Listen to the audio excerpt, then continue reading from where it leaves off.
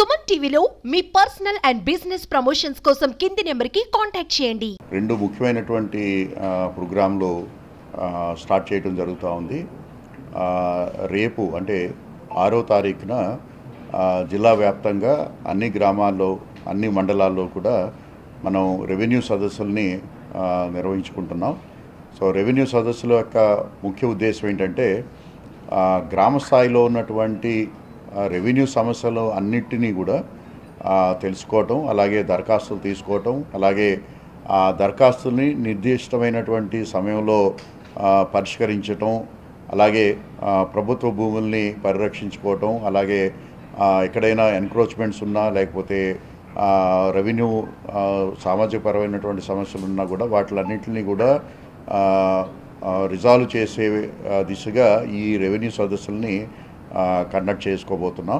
ఇంకొక ముఖ్యంగా ఏం చేయబోతున్నాం అంటే జిల్లాలో ఉన్నటువంటి ప్రతి ఒక్క రైతుకి అంటే పట్టాదారుకి కూడా రెవెన్యూ రికార్డు సంబంధించినటువంటి వారికి సంబంధించినటువంటి రెవెన్యూ రికార్డు ఏదైతే ఉందో ఆ రెవెన్యూ రికార్డుని ఈ రెవెన్యూ సదస్సుకు ముందే వారి ఇంటి దగ్గర అందజేసి, అలాగే వారి దగ్గర నుంచి రెవెన్యూ రికార్డులో నమోదైనటువంటి వివరాలన్నీ కూడా వాళ్ళకి అందజేసి ఆ వివరాలన్నీ కూడా సక్రమంగా ఉన్నాయా లేదో అని చెప్పేసి వాళ్ళ దగ్గర నుంచి ఒక రకమైనటువంటి ధృవపత్రం కూడా తీసుకుంటూ, అలాగే ఎక్కడైనా రెవెన్యూ రికార్డులో తప్పులు వచ్చినాయి, వారి పేరు కానీ లేకపోతే ఆధార్ నెంబర్ కానీ ఫోన్ నెంబర్ కానీ లేకపోతే తండ్రి పేరు కానీ విస్తీర్ణం కానీ సర్వే నెంబర్ కానీ ఏదైనా కూడా రెవెన్యూ రికార్డులో తప్పుగా నమోదైనట్టయితే ఇంటి దగ్గరనే విఆర్ఓకి దరఖాస్తు ఇచ్చే విధంగా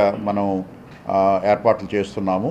సో ప్రతి గ్రామంలో కూడా రెవెన్యూ సదస్సుకి ముందు అనే విఆర్ఓ అలాగే వారి సిబ్బంది ప్రతి పట్టదారిని కూడా కలుసుకోవటం, అలాగే ఈ డాక్యుమెంట్స్ని అందజేయటం, వాళ్ళ దగ్గర నుంచి ఏదైనా సమస్య ఉన్నట్టయితే దరఖాస్తుని వారి ఇంటి దగ్గరనే ఫిల్ చేయించటము, అలాగే వారిని ఆ గ్రామంలో జరిగే రెవెన్యూ సదస్సుకి ఆహ్వానించటము, ఇవన్నీ కూడా ఒక సిస్టమేటిక్గా జిల్లాలో మనం ప్లాన్ చేయటం జరుగుతూ ఉంది.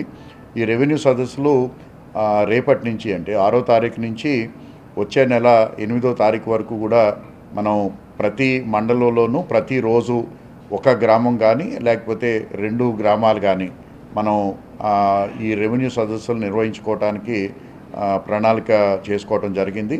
అలాగే ఎక్కడైనా పెద్ద గ్రామాలు ఉన్నట్టయితే అక్కడ ఒకవేళ 2 రోజులు 2 చోట్ల మనకి ఈ విధమైనటువంటి కార్యక్రమాలు చేసుకోవాలంటే ఆ విధంగా కూడా మనం చేయటానికి అంటే 2 రోజులు కూడా గ్రామ సభలు నిర్వహించడానికి మనం నిర్ణయం తీసుకోవడం జరిగింది. దానికి తగ్గట్టుగా డీటెయిల్డ్ యాక్షన్ ప్లాన్ అంటే ఏ రోజు ఏ గ్రామంలో ఏ గ్రామ సభ జరుగుతుందనేది కూడా మనం ముందుగానే మనం గ్రామం వారీగా తయారు చేసుకున్నాము. ఆ గ్రామ సభలో రైతులందరూ పార్టిసిపేట్ చేస్తుంటారు. అలాగే రెవెన్యూ సంబంధించినటువంటి ఏ అంశమైనా కూడా అది భూమికి సంబంధించి కానివ్వండి లేకపోతే ఇతరత్ర ఇష్యూస్ కానీ ఏదైనా కూడా ఆ రోజు రెవెన్యూ వ్యవస్థ దృష్టికి తీసుకురావచ్చు. ఇచ్చినటువంటి సమయంలో వారిచ్చే దరఖాస్తులను అన్నింటినీ కూడా ఒక క్రమ పద్ధతిలో కంప్యూటరీకరణ అక్కడే చేయటం, అలాగే వారికి అందరికీ కూడా అక్నాలజ్మెంట్ ఇవ్వటము, అలాగే సమస్యను బట్టి అలాగే సమస్యలో ఉన్నటువంటి తీవ్రతను బట్టి అలాగే దానికి సంబంధించినటువంటి స్టాట్యూటరీ పీరియడ్స్ని బట్టి వారికి ఏ రోజు నాటికి ఈ సమస్యను పరిష్కరిస్తాము అనేది కూడా వారికి దరఖాస్తు ఇచ్చినప్పుడే తెలియజేయటం జరుగుతుంది. అయితే ఎటువంటి సమస్యనైనా కూడా 45 రోజుల లోపల మనకి దరఖాస్తు ఇచ్చిన 45 రోజుల్లో వాళ్ళకి ఆ సమస్యను పరిష్కరించి అలాగే సమస్య పరిష్కారం అయిన తర్వాత కరెక్ట్ అయినటువంటి రెవెన్యూ రికార్డుని కూడా వారికి ఇంటి దగ్గరే అందజేసే ఏర్పాటు చేస్తున్నాం. అలాగే మన జిల్లాలో తీసుకున్నట్టయితే గత 2 నెలలుగా మనం ఈ పబ్లిక్ గ్రీవెన్స్ రిడ్రెసల్ సిస్టమ్ని మనం క్షుణ్ణంగా అమలు చేస్తూ ఉన్నాము. సో దీంట్లో భాగంగా ఇప్పటికి మనకి సుమారుగా 6,000 దరఖాస్తులు వస్తే దాంట్లో మోర్ దాన్ 70% మనకి రెవెన్యూకి సంబంధించినటువంటి అంశాలే ఉన్నాయి.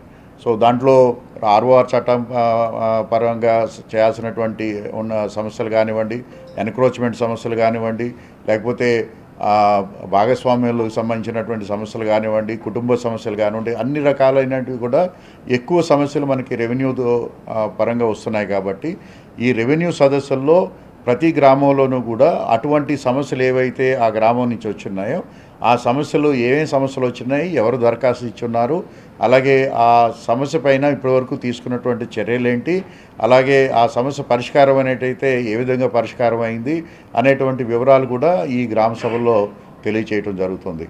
సో ఈ గ్రామ సభల్లో తహసీల్దార్ ఉంటారు, అలాగే డిప్యూటీ తహసీల్దార్ ఉంటారు, ఇతర రెవెన్యూ సిబ్బంది ఉంటారు. అదేవిధంగా గ్రామాల్లో రెవెన్యూ సంబంధించినటువంటి ఇతర అధికారులు, అంటే కొన్ని చోట్ల మనకి ఫారెస్ట్ భూములకు సంబంధించినటువంటి సమస్యలు ఉంటాయి, అక్కడ ఫారెస్ట్ ఆఫీసర్ కూడా ఉంటారు. అలాగే ఇక్కడ కొన్ని గ్రామాల్లో మనకి రిజిస్ట్రేషన్ సంబంధించిన సమస్యలు ఉన్నాయి, అక్కడ రిజిస్ట్రేషన్కి సంబంధించినటువంటి అధికారి కూడా ఉంటారు, అలాగే సర్వే అధికారులు ఉంటారు. సో రెవెన్యూ సంబంధించి భూమికి సంబంధించినటువంటి అందరూ కూడా ఈ గ్రామ సభల్లో పాల్గొంటాం. అలాగే ఈ గ్రామ సభలో పాల్గొన్న ప్రతి ఒక్కరూ కూడా ఒక మేజర్ ఆబ్జెక్టివ్ ఏంటంటే టు రిజాల్వ్ ద ఇష్యూ. అంటే వాళ్ళకి మళ్ళీ ఒక కాగితం తిరిగి ఇవ్వటం అనేది కాదు, సమస్యని పరిష్కరించే విధంగా ఈ రెవెన్యూ సదస్సుల్ని మనం ఏర్పాటు చేస్తున్నాము. అలాగే మీ ద్వారా ప్రజలందరికీ కూడా తెలియజేసేది ఏంటంటే మీ ప్రతి ఇంటికి కూడా విఆర్ఓ మీ రెవెన్యూ రికార్డ్ తోటి వస్తారు. ఆ రికార్డుని మీరు పరిశీలించుకోండి, మీ వివరాలతో సరిపోయినట్టయితే వారికి అది కన్ఫర్మ్ చేయండి, లేకపోయినట్టయితే విఆర్ఓనే వారు కూడా ఒక దరఖాస్తు ఫారం కూడా మీ దగ్గరికి తీసుకొస్తారు. ఆ దరఖాస్తు ఫారం ఫిల్ చేసి దానికి సంబంధించినటువంటి వివరాలన్నీ కూడా మీ దగ్గర తీసుకుంటారు. తీసుకున్న తర్వాత నిర్దిష్టమైనటువంటి సమయంలో పరిష్కరించే విధంగా చర్యలు తీసుకుంటున్నాము. అలాగే మీరు మీ గ్రామంలో జరిగే ఈ రెవెన్యూ సదస్సు కూడా హాజరవ్వండి. అలాగే అక్కడ కూడా మీ సమస్యని అక్కడ ఉన్నటువంటి తహసీల్దార్ కానీ లేకపోతే ఇతర అధికారులకు కానీ మీరు దృష్టికి తీసుకొచ్చి ఆ సమస్యను పరిష్కారంలో మీ వంతు సహకారాన్ని కూడా ఇవ్వాల్సిందిగా కోరుతున్నాము. అలాగే ఈ ఈ సదస్సులన్నీ కూడా సక్రమంగా జరగడానికి మనం ప్రతి మండలానికి కూడా ఒక జిల్లా స్థాయి అధికారిని మనం ఒక స్పెషల్ ఆఫీసర్గా నియమించుకోవడం జరిగింది. అలాగే మన జిల్లాలో ఉన్నటువంటి డిప్యూటీ కలెక్టర్స్ని కూడా ప్రతి 3 లేదా 4 మండలాలకి ఒక ప్రత్యేక అధికారిగా కూడా నియమించడం జరిగింది.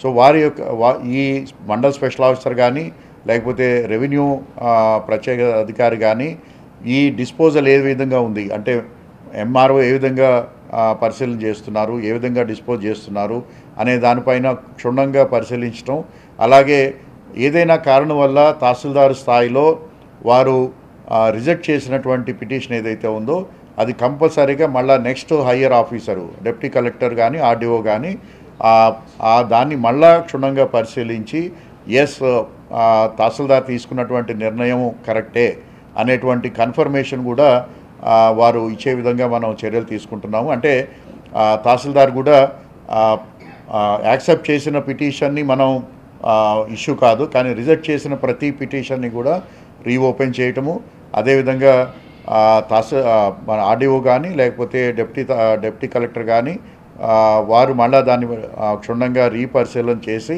అలాగే ఒకవేళ తహసీల్దార్ తీసుకున్నటువంటి నిర్ణయం తప్పుగా ఉన్నట్టయితే దాన్ని సరిచేసే విధంగా కూడా చర్యలు తీసుకుంటున్నాం. సో ఇది మన జిల్లాలో మీ అందరికీ తెలుసు చాలా భూ సమస్యలు ఎస్పెషల్లీ గ్రామ స్థాయిలో ఎక్కువగా ఉన్నాయి. సో వాటిని పరిష్కరించడానికి ఇది ఒక మంచి అవకాశము.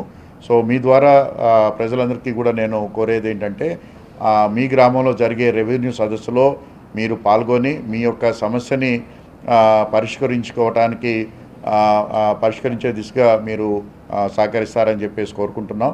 అలాగే చాలామంది గ్రామస్తులు వేరే ప్రాంతాల్లో కూడా ఉద్యోగరీత్యా కానీ లేకపోతే ఇతర పనుల రీత్యా వేరే చోట ఉన్నప్పుడు విఆర్ఓకి ఈ డాక్యుమెంట్స్ ఏవైతే ఉన్నాయో వాటిని మనం వాట్సాప్ ద్వారా లేకపోతే ఇతర మార్గాల ద్వారా మనం పంపించే ఏర్పాటు చేస్తున్నాము. అదేవిధంగా వారు కూడా విఆర్ఓని రీచ్ అవుట్ చేయి ఒకవేళ వాళ్ళకి రెవెన్యూ సంబంధించినటువంటి సమస్యలు ఉన్నట్టయితే వాళ్ళు కూడా ఆన్లైన్లో కూడా దరఖాస్తు ఇచ్చే విధంగా మనం ఏర్పాటు చేస్తున్నాం. అలాగే ఈ మొత్తం కార్యక్రమంలో ప్రజాప్రతినిధుల్ని అలాగే రైతు సంఘాల ప్రతినిధుల్ని అలాగే అదేవిధంగా రైతుల ప్రతినిధులు కూడా పార్టిసిపేట్ చేయమని చెప్పేసి కోరుకుంటున్నాము. అలాగే వారికి సంబంధించినటువంటి ఏదైనా సమస్యలు కానీ లేకపోతే ఇది ఉన్నట్టయితే వాటిని నివృత్తి చేసే విధంగా చర్యలు తీసుకుంటాము. సో ఇది ఒక ముఖ్యమైనటువంటి కార్యక్రమం. అది రేపటి నుంచి జిల్లా వ్యాప్తంగా అన్ని చోట్ల కూడా మనం ప్రారంభించుకోబోతున్నాం.